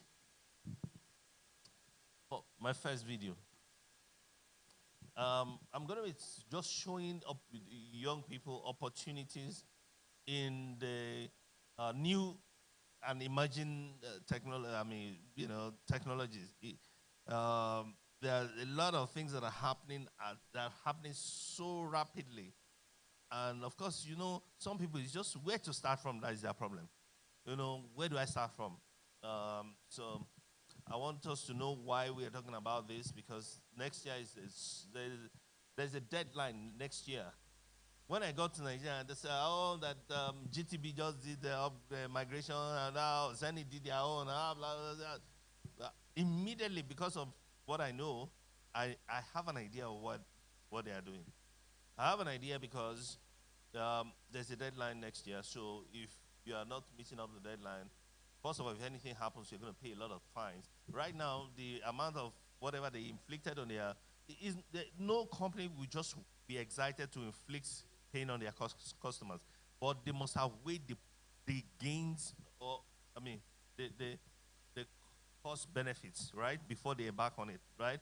So the cost to them, if they don't do it, will outweigh what's pain that will be much more than, please.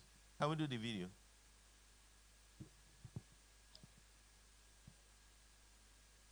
Now, I'm going to be also focusing on one of the fields, the emerging technologies, the cybersecurity. My brother touched on it already. He let the cat out of the bag, right? But no matter how many young people go into cybersecurity now, I don't think they're going to fill the gap that is existing because of the deadline next year. So there's a lot of demand in cybersecurity right now, and there's something called the first mover advantage. So the people that are there now And the people that will come very soon, jump into it right now, they'll benefit from what is called the first mover advantage, right? The same way that people that started GSM in Nigeria and the people that work with GSM companies, the way they made a lot of money, right? If you are an engineer that started when all this MTN and what have started, I mean, it's not compared to what the people are making right now. I mean, you must have made a lot of money. So it's something called, if also you did a business and you're a first mover, you're also making a lot of money. So right now, there's a huge opportunity in the field of cybersecurity. However, you know, there's a confusion. There's this apathy that there's this misconception that you need to have studied computer science, computer engineering, and to have all this idea of big things, technological things before you can play there. No, that is not true. That's why I'm going to talk about this and just go over it. I'm sorry that we're going to rush over it, but of course, it's just an eye opener. So that if people have questions, if people, you know, want to, you know, engage further, you know, you can contact us. Now, one of the videos that I set up to, okay, you can show my slide in the video while we're waiting for the video. One of the videos I wanted to play right now is the government of United States. They are now made moves to announce cybersecurity as a profession. You know what that means. And in the US, they just recruited a lot of cybersecurity professionals into the military. You know, because the world is becoming smaller and smaller, you know, village, global village, they call it. But again, because everybody's...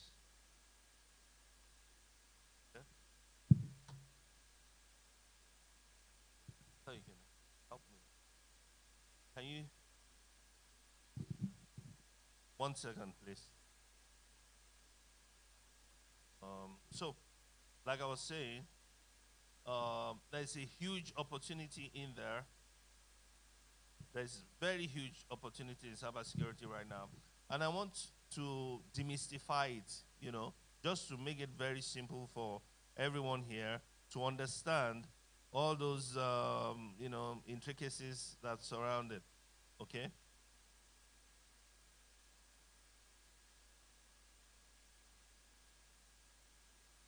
Sorry.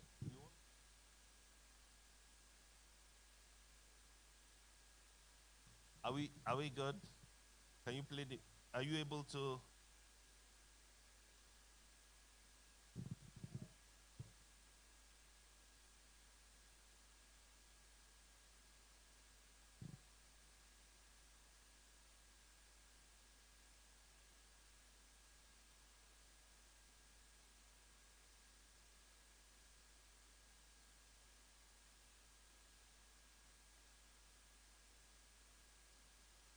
Okay, so I wanted to show slides, but I think there is a technical issue that is being fixed right now. So I'm going to go over it, you know, quickly. Now, you can know that there is a lot of risk. You know, there's a lot of risk that's going on in the world today. I mean, there are a lot of things that are happening that many of us don't know. Even some of those banks, their exposure, there are things that are happening in the banks, financial institutions that some of us don't know. And, you know, you will never know if you're not within that space, especially when they are not made public. Because some people, you know, there's a lot of, as we are thinking of progress, some people are thinking also busy, thinking of how to enrich themselves in just overnight. You know, my brother mentioned Yahoo Yahoo and all that. So, you know, people are not sleeping. You know, the Bible says that the devil, the adversary, you know, is looking for whom to devour. Like a roaring lion, he never sleeps, you know. So the bad people they don't sleep. And now, even the kind of security threats that we have, people taking advantage of vulnerabilities in the day and age that we have in. Even war, you know, the global war now, it's not longer, I will shoot you, I'll bomb you. You know, there's much more to war now, you know, that there is a cyber war, you know. They can lock your whatever, your financial institution, your government will not be able to function. You know, that's even at another level. Do you understand? So sometimes, you know, I mean, but I happen to work for government, and you just get memos, you know, how to tighten the security for you know, and all of that. At some part, even election period and all of that, people are trying to manipulate elections from another country to another country. You understand? So these things are real, and because where there's a risk, there's also need for to enhance, you know, security, to improve security, and when there's need to improve security, there's opportunity. Do you understand? So everything, you know, together, and there's a whole lot. The global body, there's a deadline next year that every financial institution, all major institutions must meet up to that deadline. And I assume that what GTB and our banks are doing is trying to align with those deadlines. Do you understand? Prepare themselves for those deadlines. Otherwise, why are some banks doing it and some banks are not doing it? You ask your question. Do you understand? It's not every bank that is migrating, like GTB and Zenith did. Do you understand? So some are already, at least to a certain level, having an application that is, they don't need to do an upgrade in order to comply fully, right? But some, they have to migrate completely. And it's not easy anywhere in the world. So in the world of cybersecurity, cybersecurity is just one of the new technology, emerging whatever. It has been around for a while, but I mean, now the opportunities is very huge. The opportunity is very, very huge right now, okay? And there are a lot of, you know, like you can be an auditor, you can be security auditor, you can be pen tester, right? You can be a technical writer, you can be incident response. You know, when things happen, the world follows a global practice. When, you know, and the thing is, sometimes you do all that you can do and something still happens. So in the event that something happens, you know, first thing that they're going to check is whether you have done what you are supposed to have done, right? And then you also, because when things happen, that's when they now begin to review. So that is, first, you have to manage the incident. So the people that are doing that are incident response, the responders. And then we also have, you know, best practice all over the. Yeah, if you can, please do. So let's just watch this video. It's 1 minute. The first one is 1 minute 93 seconds.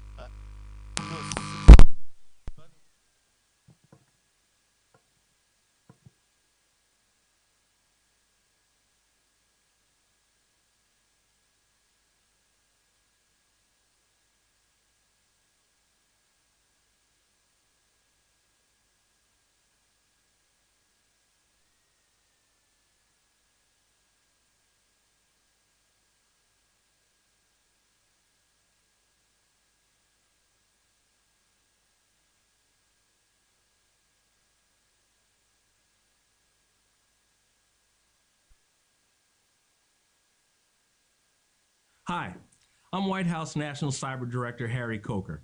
Today, I want to share an opportunity to serve our country by pursuing a career in cyber.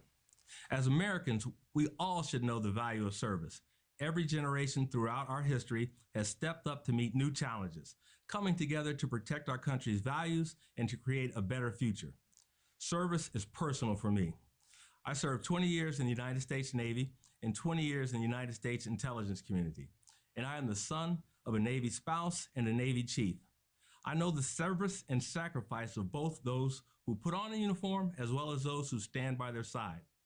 I also know what it means to continue protecting our nation when our time in uniform comes to an end, when it's time for our next mission.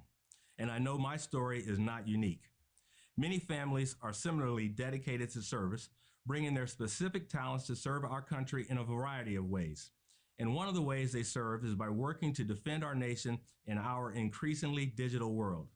Today, we are facing a new challenge, defending our country in cyberspace. The size and urgency of this challenge will only continue to grow as our world and the systems we rely on become increasingly digitized and interconnected. It is critical, now more than ever, that we have a strong workforce ready to address this challenge. We need people to step up, ready to serve both in and out of uniform. Cyber is everywhere, and so are cyber jobs. Every sector and industry, every state, city, and community, every hospital, school, and small business, every piece of critical infrastructure. Every one of these needs skilled cyber talent to keep their operations online and to keep us safe. Cyber, tech, and AI jobs in both the public and private sectors are critical to our national security. This phase of my career has given me the opportunity to serve in a new way, facing the challenge head on. Today, I am asking you to consider a career in cyber. Right now, the White House Office of the National Cyber Director, with our colleagues at the Office of Management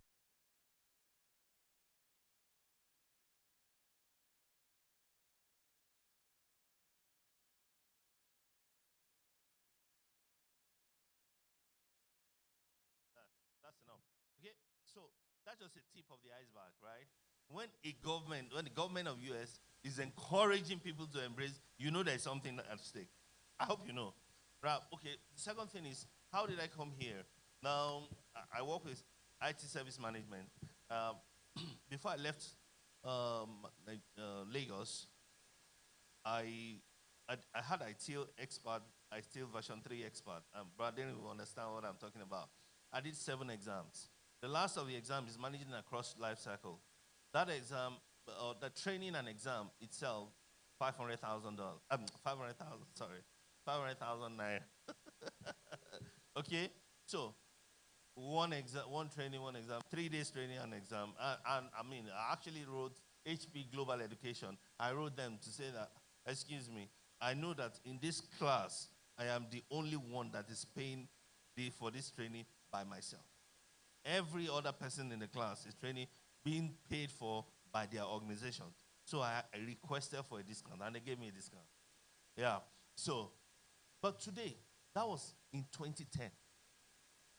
So, 2 years ago, I did version 4, managing across ITIL version 4, a managing professional. That's the latest one. I did 5 exams in one. Okay. If I want to, and then something happened last year, and I was trying to, I'm just telling you this background to know that this is not just, it didn't just happen, it's not just coincidence. Do you understand? So something happened last year. So, and I was hoping to add my ITIL and ServiceNow CRS on top. And then I'll be very good. I'll be very good because I'll be having a lot of contracts jobs, which is, I'm okay with that. But, you know, for 6 months, I couldn't progress with that because their learning platform is called Learn Now. And they keep sending my OTP for learning or for my development, session to my official business email. And I said, no, please send it to my Gmail. I've left that company, right? We were on that for 6 months.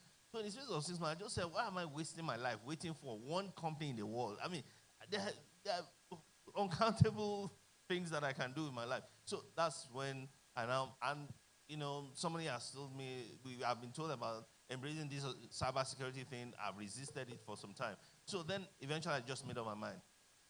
And I invested in this cybersecurity journey.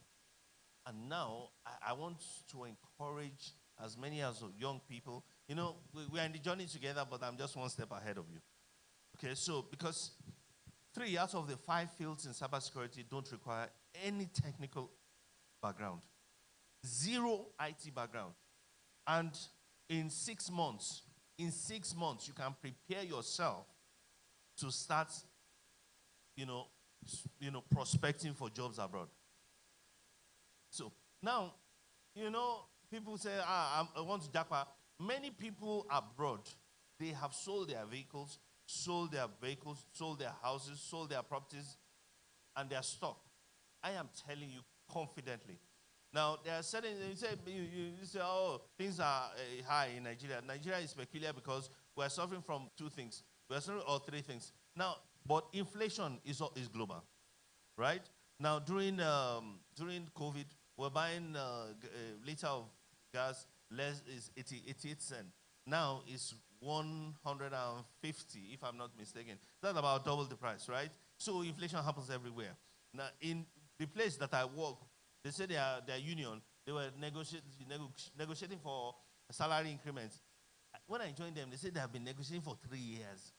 And, you know, when they eventually close the negotiation, you say how much did they add onto the salary? $100 per payment cycle. So that 100, the fuel, the inflation has already, the amount of fuel that you buy in a month, that $100 is nowhere to be compared to what inflation has already done to that your salary in the space of 1 month. Talking about they were negotiating for 3 years. So the fact is that there are a lot of our community that are abroad that they are struggling, and some people say go on, they go forward, they can't go back, or you can go. Some people are stuck. I'm telling you that firsthand. However, you don't need to travel. That's what I tell people. You don't need to travel. And we have a template already. One of our youth leaders that I know very well, work with me, is in one of our centers. He's in this Lagos. He's working in one of the banks. He will work close at 5 o'clock and will go and sleep and wake up at 8 o'clock or 9 o'clock and start working remotely, and he's earning the US dollars. So, and you don't need any tech background. I've already told that. Many people, I wanted to show, opportunities in cybersecurity profession. These are some, they are not even exhaustive. And because I wanted to show the income, the possibilities income, all of them are 6 digits. Now, if you say you just started a hand, they can give you something less than that. But however, you know that you are better off than your colleagues even that are living here. So I want to encourage you, because you know why? If you go to university to go for any degree, 4-year degree now, you know how much you're going to spend. Even in universities abroad, in Canada, for instance, you plan for tuition fee average of $10,000 per annum. If it's a regular 4-year course, you know what that means. You're talking about 40-something thousand tuition fees. Now, tuition fee is not cheap, even whether as citizen, permanent resident, or is even worse for international students. So now, look at how much it will take you to study 4-year course, including the rent, the feeding, and what have you. But here is an opportunity that we are saying that in 6 months, 6 to 18 months, you can be ready, depending on amount of time that you are ready to dedicate to it. Do you understand? So some people are working, so they can begin on a part-time. And the lectures are even done online. So you can start the journey whichever ways. Actually, the first exam is, like I started, when I said, when I thought about it, that, why did what I thought was evil, like Joseph said, what they thought was evil is actually now ending for good. If I had pursued my CIS journey and I added it on top of my ITIL certification, I would not be able to help you guys. Because how will I tell you to go and write certification, 7 certification? The last one is was $500,000 as at 2010. How much will it be now with the rate of dollars? So I will not be able to help you because you will not be able to write those exams. You understand? Now the version 4 alone, each of the module is $2,100, right? And you have to write 5. So it doesn't make sense. I won't be able to help you because, where will you get the $12,000 from to invest in it? However, in cybersecurity, the first exam, CC they call it, it's free of charge. I have somebody who is a trainer, and even a Nigerian who is passionate about this, is in Texas. And he will tell you the most cost-efficient route to achieve your aim as a cybersecurity, in the cybersecurity journey. He's the one that will say, no, don't do certified ethical hacker because you need over $1,000 to do that. But when you do pen testing, you learn the same syllable, but different organization. Do you understand? And that one is $200 and something. Which one will you go for? Do you understand? Now, we will tell you that in this journey, when you do CC, which is certified in cybersecurity, if you combine it with Sec Plus, right, that you are 65% ready for the global certification. Go to the next slide. The highest level in cybersecurity certification is CISSP. Now, the people, ISC2, that conduct the CC and some of those exams, SCP and CISSP and all of that, they don't repeat questions. So that's why the exams, you have to be ready before you go and write the exam. Again, it's over $1,000. So, but the man will tell you that, come, if you take CC, which is free of charge, and take Sec Plus, which is over $100 or $200, something like that, and those two will make you to be 65 to 75%, ready for CISSP. Is it not better? However, with those two combinations, you can already start to apply for jobs. Because you already, because it depends on the role and the demand and what have you. Because when organizations see that you're already in that line, they already see that you are investing and you're already working towards what they want. They would rather take you and pay you a less, salary, lower salary. We call it it's a lower salary, but you are better off than your contemporaries. Do you understand what I'm saying? Yeah, okay. So if they're going to pay somebody in US now for $10,000 per month, and because they say you are in Africa, they pay you $6,000 per month. It's cost effective for them, but is it not a benefit for you? I don't know if I'm making sense, right? So, however, remember that you didn't have to pay big money to go to school, to go and do that. So when you are doing a waiting game, even if you don't know what to do right now, there's no harm in trying. You understand? There's no harm in trying to invest. After all, the CC training is free, the exam is free. Do that one first. Do you understand? And that's why where I'm going, when I was asking Brother Dami, that is there room for mentorship. Now, these are the things that will help us to know who is serious and who is not. Because if something is free and you are not ready to invest in it, so you'll be ready to invest your time and resources. Just be ready to invest. When I was in secondary school, I would write my final exams in secondary school. My cousin sent me a card. I'm trying to recall how the wordings of that card was. But see, the summary is that, from what I paraphrase from that card, the journey, success by accident, let us remove that from our thoughts. Success has to be achieved. You have to be intentional. Whether you're a Christian or not, you have to be intentional about success. The advantage that we have is that God is on our side. Do you understand? So I want to encourage you, because all of this, now there are various, and like the man I told you in Texas, he will say that we don't have money. So at the beginning, don't spend a lot of money, right? Money that you have not earned. So when you start with those ones, $100, the one is free, $100, $200, and you get a job. Then from the money that you take from the job, you can now go and take the one that is $1,000, which makes a lot of sense. Do you understand? Because the one that you are going to write for $1,000, when they see it, you just post it on your LinkedIn. You don't need to apply. That's CISSP, you don't need to apply. Just put on your, there's a way you can have certification and then broadcast it on LinkedIn. You don't need to apply. They will call you.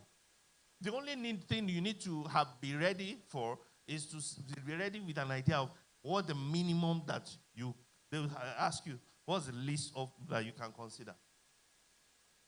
I don't know whether you understand. So again, if you have some of the combinations of these certifications, there are universities abroad that will admit you for masters. And then you finish the masters in less than 6 months. So whether you want to travel or you don't want to travel is a win-win. Do you understand? If you don't want to travel, you can get a remote job. If you want to travel, or you have someone, you still want to do that masters at all costs, it's not a problem. You can reduce the cost of running your masters by, significantly. Do you understand?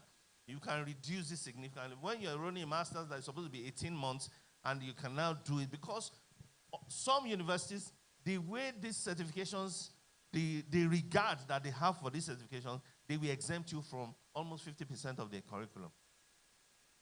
So depending on how much time you can dedicate to the remaining 50%, you are the one that will determine. Somebody say it's even possible to finish it within 3 months. But of course, the standard is 6 months. You can get an admission. I know some of those universities because the man has told me. Do you understand? So, but right now, You know, remember where we started from.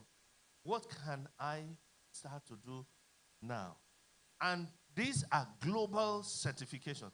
You write the exam in Nigeria, it's recognized all over the world. You know, if you train as a medical doctor in Nigeria, you still have to go through certification and what have you before you can practice in many parts of the world. Do you understand? But if you have these certifications, it's recognized all over the world. Okay? Like I said, I didn't want to take keep us here for too long. I hope that our sessions, I hope somebody has benefited from these sessions. Yeah, we're sorry that we started late and, sorry? Okay, I'm just sorry that we started late, you know, the rains, we know, disrupted